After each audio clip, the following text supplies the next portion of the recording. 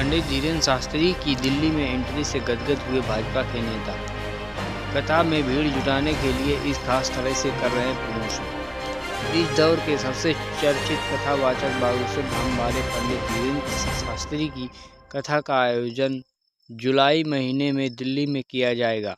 मध्य प्रदेश, महाराष्ट्र, छत्तीसगढ़ और बिहार के बाद अब अगले महीने यानी जुलाई में देश की राजधानी दिल्ली में भी बागेश्वर धाम के पंडित धीरेन्द्र शास्त्री के कथा के आयोजन किया जाएगा। मध्य प्रदेश, महाराष्ट्र, छत्तीसगढ़ और बिहार के बाद अब अगले महीने यानी जुलाई में देश की राजधानी दिल्ली में भी बागेश्वर धाम के पंडित धीरेन्द्र शास्त्री के कथा का आयोजन किया जाएगा।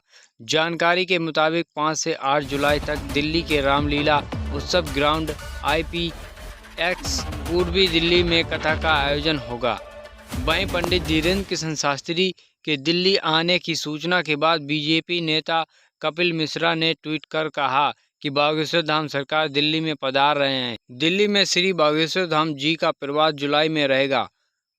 अगर आप पवित्र कलश यात्रा में भागीदार होना चाहते हैं या कार्यक्रम में जुड़ना चाहते हैं तो रवि गुप्ता जी से संपर्क कीजिए। जय श्री राम। बता दें कि पंडित धीरेन्द्र शास्त्री के कथा का आयोजन 5 जुलाई को भव्य कलश यात्रा के साथ शुरू होगा।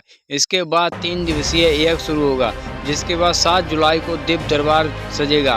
वहीं 8 जुलाई को पंडित धीरेन्द्र शास्त्री के भक्त उनका दर्शन कर सकेंगे। वहीं हाल ही में बागेश्वर धाम सरकार की कथा का बिहार में समापन हुआ था। इस दौरान पंडित धीरेन्द्र शास्त्री ने कई ऐसे बयान दिए जो सुर्खियों में रहे। उन्होंने कहा, हिंदू राष्ट्र का संकल्प बिहार से पूरा होता दिख रहा है। बिहार की आबादी करीब 12 से 13 करोड़ है। यदि सिर्फ 5 करोड़ लोग ही अपने मस्तक पर तिलक लगाकर निकलें और अपने घरों पर हिंदू धर्म का ध्वजा लहराएं तो हिंदू राष्ट्र बनने को अग्रसर हो जाएगा।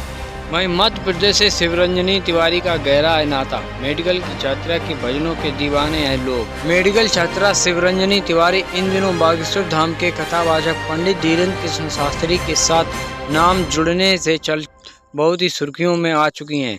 शिवरंजनी इन दिनों गंगा जल लेकर गंगोत्री से बागेश्वर धाम तक की पैदल यात्रा कर रही हैं। वह किस उद्देश्य को लेकर यह पैदल यात्रा करनी है, इसकी जानकारी तो फिलहाल सामने नहीं आई है, लेकिन उन्होंने 16 जून को बागेश्वर धाम पहुंचकर वहां से लाइव के जरिए अपने उद्देश्य और मनोकामना की जानकारी साझा करने की बात कही है।